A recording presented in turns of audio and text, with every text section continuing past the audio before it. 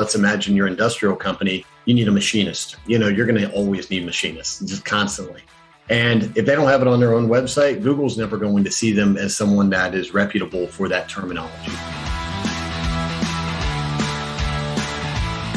Welcome to the Joy-Powered Workspace podcast, where we help HR and business leaders embrace joy in the workplace. I'm Jody Curtis, the owner of Purple Ink and powered by Purple Ink.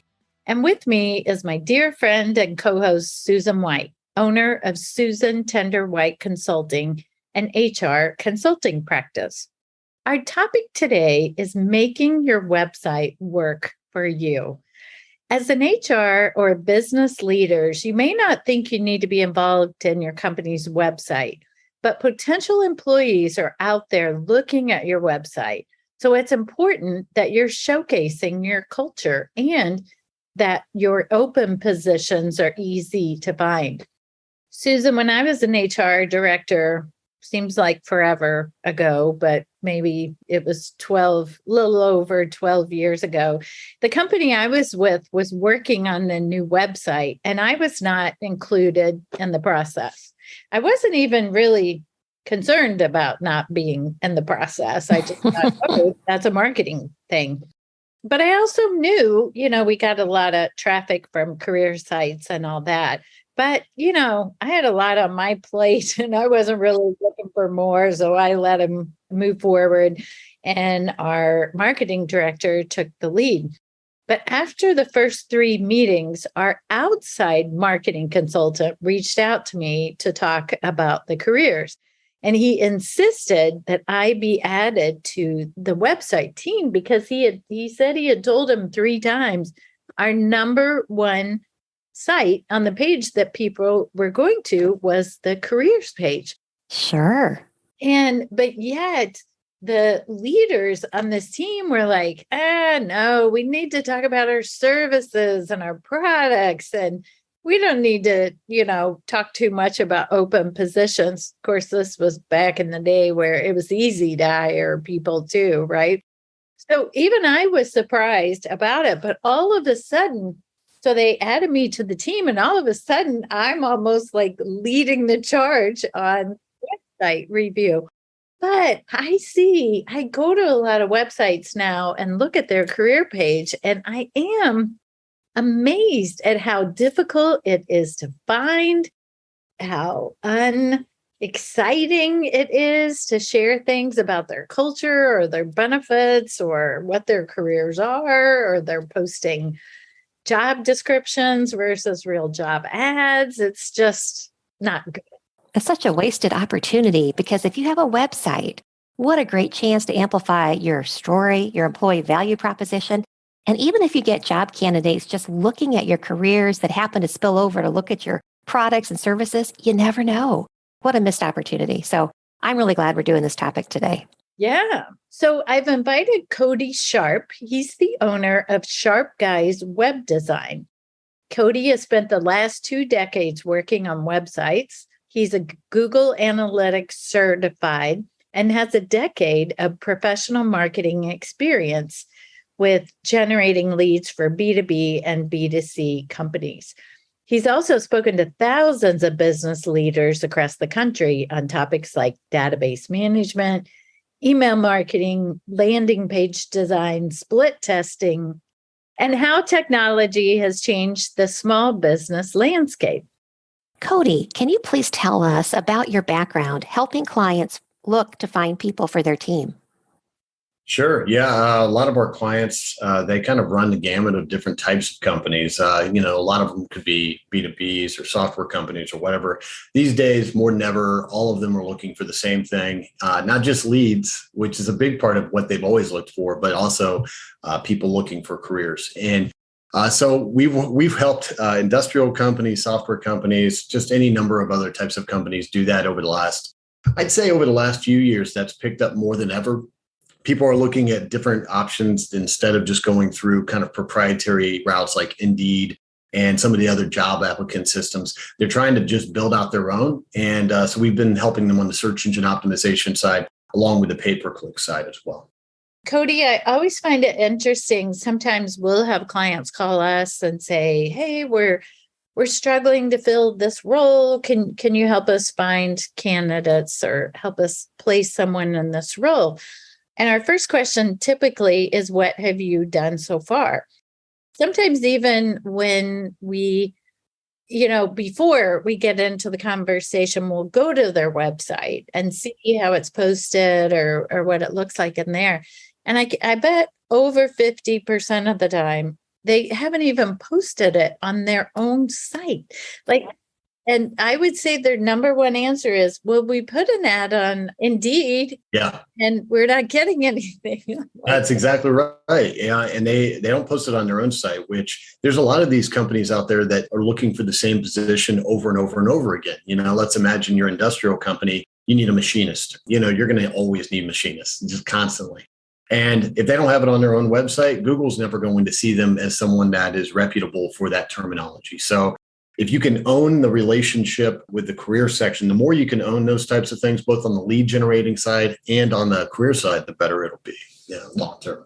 I find too, sometimes when I'm going to those sites, I can't even find the career section of their website, which It's is insane. Yeah, I've seen people not have it linked in the menu at the top. It's on like a contact form, but only at the bottom as like a button that you have to click on or something like that. So, we're building out a couple of new sites right now, and we're just telling people, if you're looking for clients, let's make it a button that people can see right away.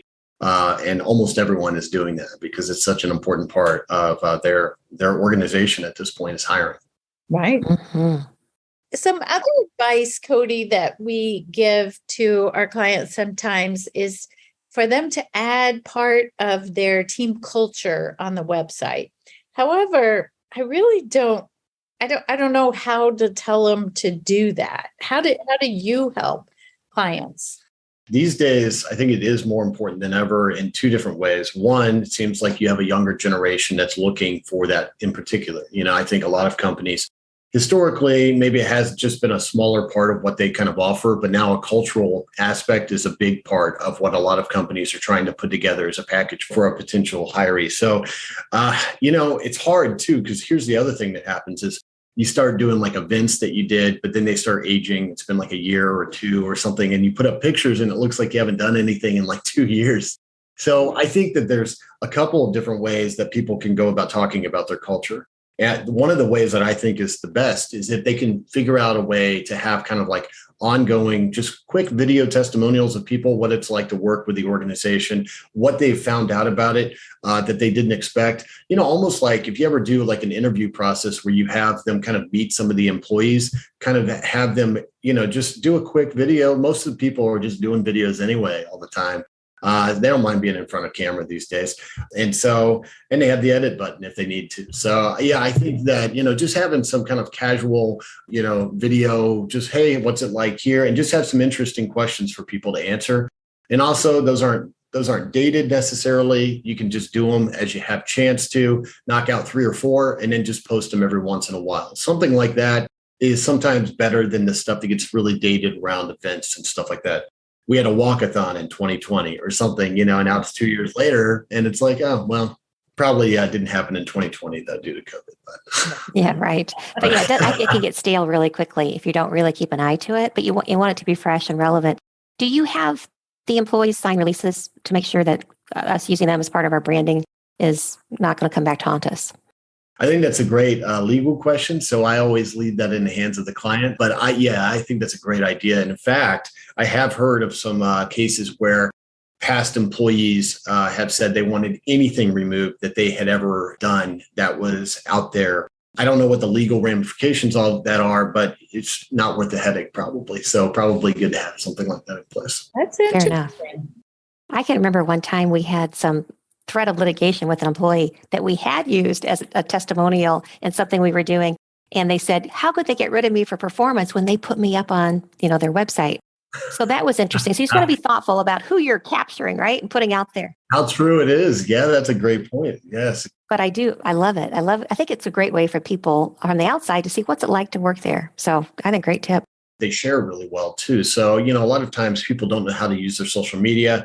And it's not a great purpose for lead generation in a lot of cases, but actually hiring purposes. So one of the things that people do when they're interested in looking at a company is they get on their social media accounts and see, what's going on. That's a good way of kind of just having some people on there chat about stuff. It shares a little bit better. And at the very least, they might share it with their own friends, which might get it out there as well. Right. You were talking about aging things. At the first company I worked with out of college, we always said the quickest way to know if someone would be leaving the firm is if they were on the company. Of course, then we had company brochures, right? Oh, yes. Or then later to be on the website, because it seemed like whoever we highlighted then would leave. And then we were like, dang, we just put them on the cover of the recruiting brochure. Yes. That's a good, that's something similar happened. I was at an email marketing software company here. And we had like 3 people on the wall that were no longer there. They were like these big pictures of people. Yes. So these clients would come in and be like, oh, those are great. And I was like, yeah, well, this is the only time you'll see them today. Yeah. Yeah, they're out of the office. Yeah. So Cody, how can a company website work in tandem with an applicant tracking system?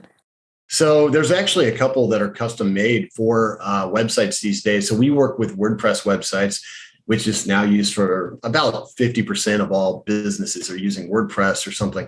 And so there's some really good WordPress plugins that kind of give you the foundation or the structure to post resumes, to have those come in as an application. You can create whatever type of form you'd like to. They can attach additional documents like cover letters or PDFs or even imageries of their work, for example. Those things can be emailed to multiple people with your organization, maybe the hiring manager, maybe an HR person. And then you can even do your rating on the back end side of that as well. And as opposed to a lot of these tracking systems, you're talking about like maybe a one-off cost of $100, or maybe it's $100 a year. So the cost is very low. You can have an unlimited number of users use that. You just really need some training, and you really need to kind of get a better feel for, how you want to use it, almost like a process-based thing. How are we going to use this? But you need that probably with any system that you go through it anyway. So, but yeah, it's pretty powerful these days. They've been built out. There's one called WP Job Board. I'm pretty sure it's the name of it. I've used that a number of times in the past. It's really good. Nice. I wasn't aware of those. Yeah, we use them for a number of clients. And the nice thing, of course, even if you end up posting these job listings elsewhere, you can still have them on your website, be able to be found. And Google actually will, you've ever seen those things where they'll index job listings, where if you search for a job title, it'll be pulled up into Google's results. These things play nice with that and can be pulled in there from your website, instead of just Indeed getting all of those items, or Google Jobs getting a lot of them these days too. Yeah. Interesting. And Cody, what do you think about ad budgets? Like, how can you help people with, hey, I've got this much money to spend on recruiting. What do I do with this budget amount? I think ad budgets, they can be hit or miss, to be honest.